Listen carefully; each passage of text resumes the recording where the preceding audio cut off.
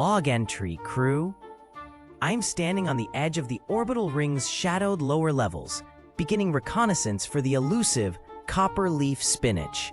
The air, heavy and still, presses against me immediately, and the atmosphere feels profoundly wrong as we begin our descent. A cloying, metallic scent, like ancient oxidizing copper mixed with damp earth, burns my nasal passages, making me instinctively pull back. Silent, eerie pathways twist below, their surfaces etched with the ritualistic markings locals warned us about. They are everywhere. Leela walks ahead, her brow furrowed over her analog energy scanner. She makes a small sound, tapping the glass. "Abe," I hear her mutter. My gauges are screaming with unusual, fluctuating signatures, not natural. I nod, translating for our audience. These aren't just art, they're containment glyphs. My gaze drifts to the trembling needle. Leela confirms it. An almost sentient energy signature emanates from the deepest recesses. This isn't just a difficult ingredient anymore. It feels alive. My cursed taste blindness, usually an impenetrable void, flickers. I sense faint, discordant echoes in my mind, like 1,000 wrong notes played simultaneously. My initial culinary approach is challenged. This isn't a tough plant, it's a spiritual entity. The mission has fundamentally shifted. It's no longer gastronomic, it's profoundly spiritual. The stakes are much higher now. I approach the Orbital Ring's inhabitants, hoping for answers about the Copper-Leaf. My stomach tightens. Their faces are etched with a profound terror as they recoil from my direct questions, whispering about malevolence. This isn't just fear of a plant. It's a deep spiritual dread, making my objective feel impossible. I switch tactics, softening my voice, adopting their fragmented spiritual terms, echoing, "These veins of the sleeping god." Leela nudges my arm, pointing to her analog seismic reader, explaining, "The data indicates unusual, rhythmic subsurface activity, almost organic, Abe, reacting to local stimulus." I nod, translating for the audience. Leela's instruments pick up strange tremors. She says they pulse, responding to us, to the environment. They look at me, eyes wide, speaking of the leaves mimicking fear, reflecting malice back at the foreful. This copper leaf isn't just mineral. It's alive, a sentient mirror, and a metallic tang, like old batteries, coats my tongue, leaving a dry, unpleasant aftertaste. My fingers tingle slightly, a phantom buzz from the magnetic effect. This ingredient is actively dangerous, not merely a difficult gather. Conventional collection is out of the question, and my initial culinary confidence evaporates. No simple harvesting will do. My strategy shifts dramatically, from gathering to appeasement to some form of ritualistic containment. This isn't just cooking anymore. It's spiritual warfare. I'm setting up our observation points here on the Orbital Ring, trying to understand these strange copper-leaf specimens. Leela, ever diligent, is already deploying her archaic-looking environmental scanners. She points to a rapidly flickering gauge, her brow furrowed in concentration. "Localized energy fields," she murmurs, so I translate for you. Leela is detecting pulsing energy, perfectly synchronized with what she identifies as distress signals from the local fauna. The air smells like ozone and burnt metal, a sharp, unnerving, static-charged scent that prickles my nose. A small, iridescent, beetle-like creature scuttles frantically across the metallic ground, actively veering a wide path around these prevalent copper-hued leaves. I watch a multi-limbed thing twist itself into impossible contortions, just to avoid brushing a single one. They aren't merely avoiding them. They're genuinely terrified, their movements frantic, desperate. Leela's analog screens hum, showing complex neural patterns from the creatures. "Amplified primal fears," she states flatly, tapping a readout with a stylus. "These leaves don't just grow, They mirror, intensifying the innate fears of anything nearby directly into their tiny, complex brains. I feel a profound chill creep up my spine, a coldness far too familiar. My own curse, my taste blindness, it's a mirror too, reflecting my deepest inadequacy as a void where flavor should be. This ingredient isn't merely cursed. It actively projects negative emotional feedback onto its surroundings. The curse isn't solely internal. It's an external, mirror-like phenomenon, an amplified reflection. My heart pounds with a sudden, potent realization, not of fear, but of purpose. I need to fight this unique fire with its own kind of fire. Projection with counter-projection. I am starting to formulate a ritual, a complex way to engage this ingredient's spirit on its own terms. A counter-reflection. My objective is clear. Retrieve these underground mineral leaves. I move carefully, my modified tongs extended, a specialized container weighed in. The orbital ring hums around me, but my focus is entirely on the shimmering, copper-hued foliage. The leaves seem to watch me, reflecting my own tension back as I reach for a cluster. Confident my adaptations will suffice. Then, a searing flash. The leaves whip out with impossible speed, striking my tongs.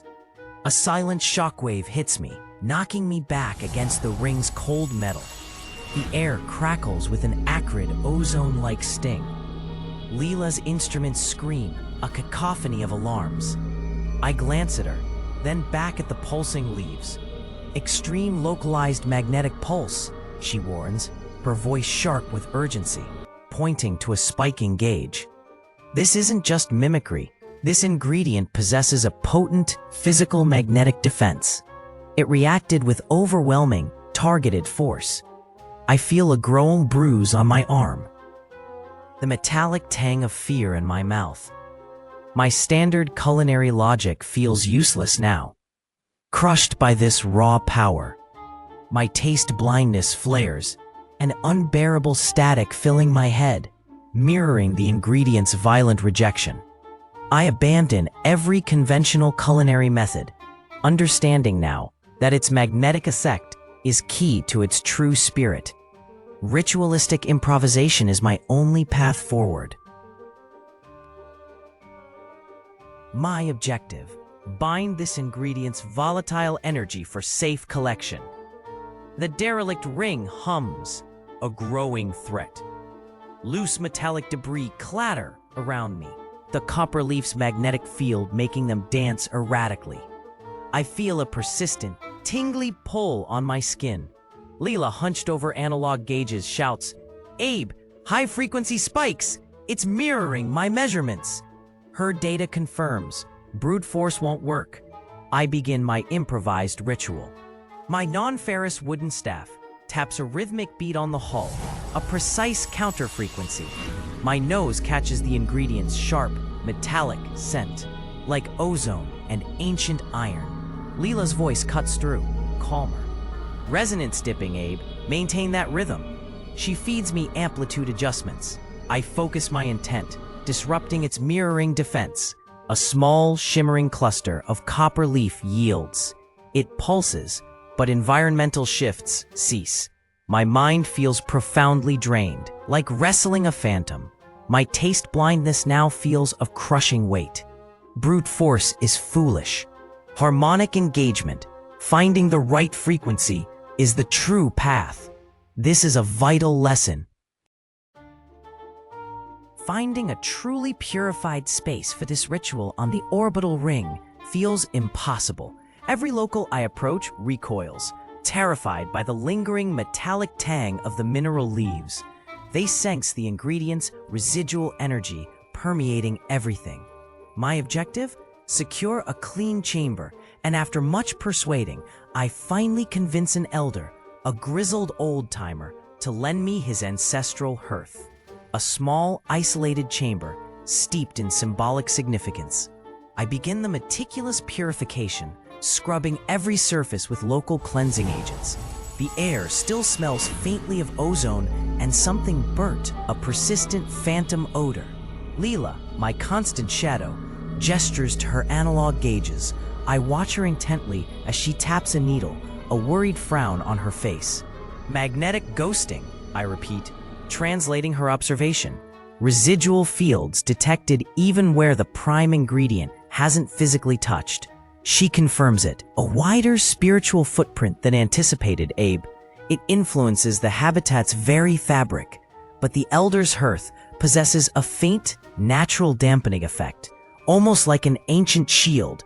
This ritual preparation is intensely draining. I taste ash on my tongue from the raw effort of warding off the pervasive magnetic hum, engaging my own spirit to forge this protective barrier, feeling a growing, unsettling connection between this ingredient's spiritual nature and my own curse. The stage is set now. I am ready to face the final purification, fully committed to this spiritual dimension of cooking. I begin the purification ritual for the copper leaf. I add the salt to the deep green, almost metallic spinach. The air around me crackles, immediately thick with an unseen charge. My hands tingle, and all the loose ferrous objects on my workstation vibrate, humming a low, unsettling frequency. I get disorienting flashes, not taste, but vivid memories of taste, sharp and metallic, assaulting my mind. Leela's analog gauges spin wildly, a frantic whirring beside me. I see her pointing, frantically mouthing about massive magnetic fluctuations and localized reality distortions off the charts. My gut clenches. The salt isn't purifying it, it's a catalyst. The moment I sprinkled it, the ingredient's spiritual resistance intensified. This isn't chemistry, it's a battle of wills. The onslaught is overwhelming, but my cursed taste blindness, ironically, is a shield. This isn't just feedback, it's an attack. A psychic assault, trying to breach my protected senses. My immunity protects me, barely. A sour, earthy aroma, like ozone and wet iron, fills my nostrils, burning. I grit the pan tighter, knuckles white. This purification just became a high-stakes, brutal struggle, pushing me to my absolute limits. My hands fly, grinding the copper-leaf spinach as the Orbital Ring's observation deck warps violently around me. A metallic tang, sharp as ozone, stabs at my nose, the air crackling intensely with invisible magnetic currents. Leela's voice, filtered through my comms, breaks the silence. Urgent. Abe, she warns. Readings confirm acute localized gravitational shifts and microscale quantum entanglement. I feel the floor beneath my boots ripple, a sickening lurch that tests my very balance, my stomach churning. My taste blindness, a phantom limb of my senses, ignites with a violent, deafening static, trying to obscure this profound new truth. This isn't merely food, it's a raw spiritual power manifesting, twisting the very fabric of space and time. I ignore the agony behind my eyes, focusing intensely on the rhythmic pestle, channeling the surging magnetic energy into the leaves. Every sinew in my body screams in protest, yet a strange, powerful exhilaration pulses as the final purification completes. The room snaps back, but the crafted paste in my bowl hums with an unnerving, condensed spiritual anomaly. I'm utterly spent, as if I've wrestled a cosmic entity, but the dish is ready, alive with its newly revealed, potent nature. The purified copper-leaf spinach, now a vibrant, shimmering emerald, practically pulses with an unseen energy. I bring it to my lips, bracing myself for the familiar void, but the first bite triggers an immediate, jarring eruption.